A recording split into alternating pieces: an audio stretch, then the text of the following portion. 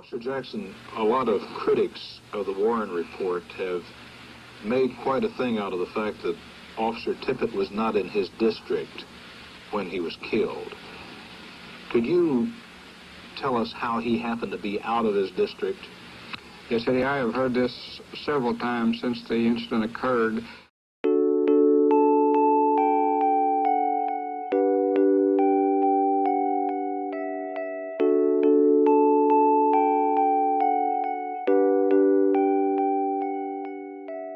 For decades, a rumor persisted that on the morning of the 22nd, as Officer J.D. Tippit walked out his front door with only 7 hours left to live, he stopped and uncharacteristically hugged his young son Alan, cryptically telling him, "No matter what happens today, I want you to know I love you." In 2004, Alan Tippit, then in his late 40s, unsurprisingly denied that this exchange occurred, thereby denying the memory-tarnishing suggestion that his dear martyred father had any foreknowledge whatsoever that he was embarking on a day out of the ordinary.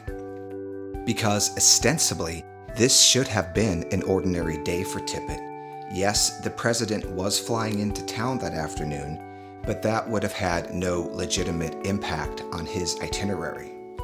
He wasn't afforded the honor of serving on the presidential detail. Tippit was a mediocre officer who hadn't been promoted once in his 11 years with the department.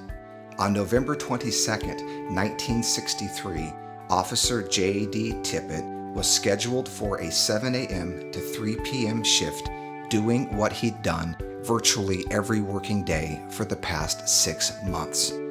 Patrolling Police District Number 78.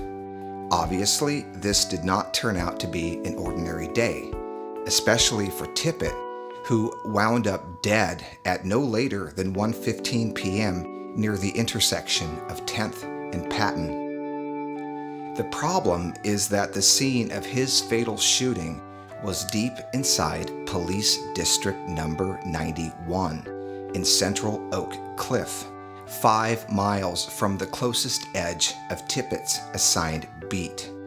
Now, this begs two obvious questions. Why wasn't Tippit where he was supposed to be?